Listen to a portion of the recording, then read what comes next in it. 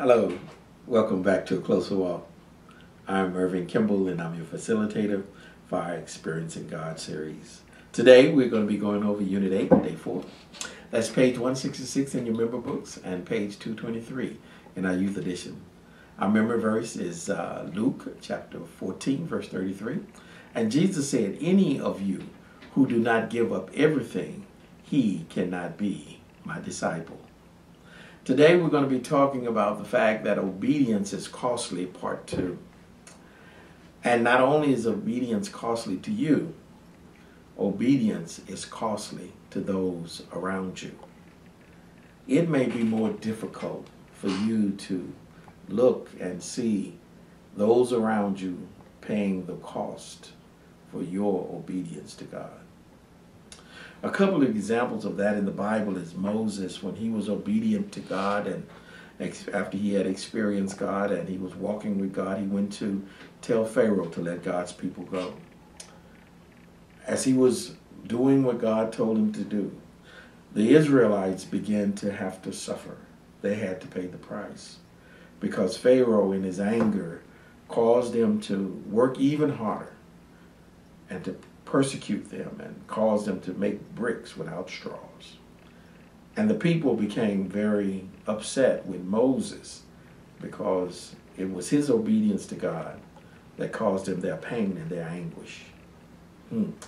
Jesus also had a situation in his obedience to God.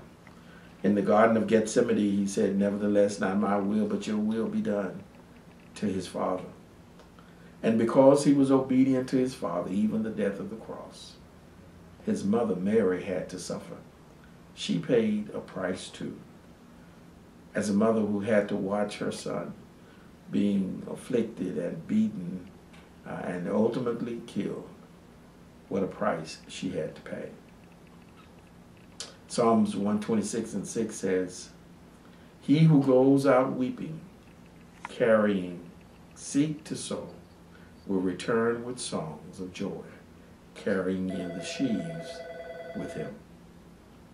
You can trust God with your family, even when the cost is high for obedience to God. He will take care of his people. Let Christ communicate with his people. If you ever ask God's people to seek the mind of God, listen to what they have to say as God leads them, and it may be that their cost is as great as yours.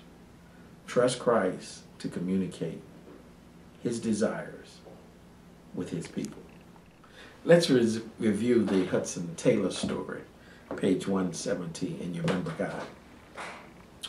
This is a story of a man in the 19th century who was a missionary to China, and that he had heard God call him to this mission field, and the results of his missionary journey were astonishing, and hundreds of thousands of people ultimately came to Christ as a result. But his call was to go to China and leave his ailing mother, who was in the prime of her years and about to fade away. His father had already passed away. His mother was left alone. And here her son, her only son, was about to go away to China. And she knew that if he left, she was going to die by herself. And so it cost him. It cost him to make that decision to go and sacrifice his life for the mission field that God had called him.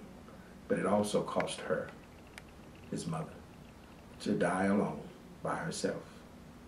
How would you have responded to such a demand of God? Would it be, "Yes, Lord"? Or would your response be, "No, it costs too much"? Ponder that. Well, in summary, we found that your obedience is costly to you and to those around you. Number 2, you can trust God to take care of your family. Number 3, don't deny others the privilege and the opportunity to make personal sacrifices as God moves in and around you and them. Number 4, you need to trust Christ to communicate with his people. And then, of course, number 5, Lord, whatever you ask me to do and whatever sacrifice you ask me to make, you need to be prepared to say, yes, Lord,